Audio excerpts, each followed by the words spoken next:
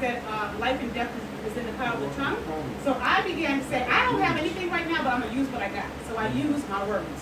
So what I did was I began to speak over my life. I had, like I said, I was not working. And I realized at the time I wanted to work with seniors because I've always had experience working with them and organizing events and so forth. And I remember saying I wanted to be a manager in a senior facility. And I began to speak it over my life. Now, at the time, I was told, okay, you need to have this particular degree. I didn't have that. You need to have, although I had a degree, I need to have this amount of skills. I didn't have that. But I said, God, if this is what you call me to do, I'm tired of people telling me what I can't have. If this is what you're calling me to do, I'm going to speak it. And I'm going to let you manifest what you already showed me I'm supposed to be doing. So that summer, that whole summer, I spoke it into existence. I spoke the position I wanted. I spoke where I wanted to work. I spoke the salary I wanted.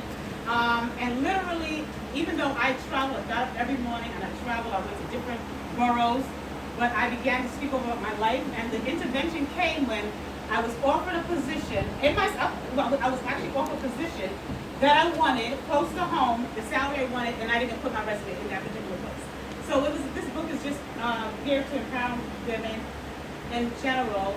This can really be beneficial to anybody, but especially just to basically empower you to speak over your life, speak what you want, speak it into existence. So words are powerful. So so that's one of the books. The second book is Single Yes but Desperate No. Not to bash the men, but it's about reminding us that we are valuable and we deserve to be treated with respect. And when I wrote the book, that was in the era when the men used to be like, oh, hey, Ma, I'd be calling us out in the streets, and it was just to remind us that we are valuable, we are to love ourselves, and to wait to the right person that, shares a little bit of my story of being a single mom and so forth.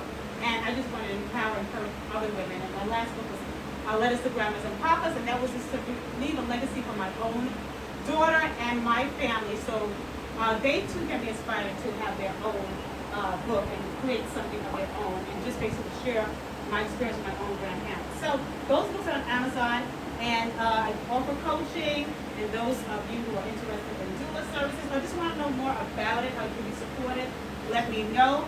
For ancient, in general, traditionally women helped other women give birth to their babies, so we are just continuing the process. So thank you so much for listening to me, and have a good day.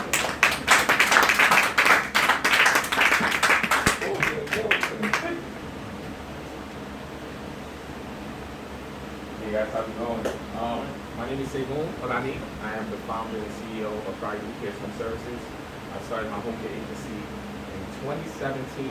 So I was 25 at that time, and I was just looking at what I wanted to kind of do, what the next step I wanted to take. I was also always in the social work field, and I was trying to figure out like how can I provide quality service to people that actually need it, the elderly and us as well as the disabled. So I started in 2017 with the help of my family around me. So it's been a roller coaster, and I'm just really grateful to Founder Brother Rojo and the Powerful Pioneers, because I was actually networking in an event, and I just felt like, his vibe, and just felt like how he's just very connected to everybody that's in the group. And just having that connection with our community is very important. So yes, I have the agency. It's been 2 years. We're just working on, I'm building it up, hiring people. So I just give thanks to God for everything that He's been in my life. And thank you for having me. Brother, real quick, can you share a testimony about the event, the health spa event we did at the church, and also in Astoria, Queens? You're gonna text us? Okay. Yeah. So what was the experience like? Yeah, so it was a really good experience. We was at the church, and just the people that we was connecting with. Like I didn't come there to really for me it's weird because of having an agency. You want to get clients. That's really what a lot of people do. But for me, I'm really just trying to get to know people. And I had a desk, and we just connecting with the different people from different environments, and they're just talking to me, connecting with them, and just the atmosphere was amazing. Just really being able to connect with everybody. It was on a Saturday, and everybody just really enjoying each other. The food was great, and everybody was really trying to get to know each other. So yeah, it was a really amazing experience. Thank you, my brother. And you got some brochures and everything, right? Yeah. All right. What my brother have to offer is very, very important.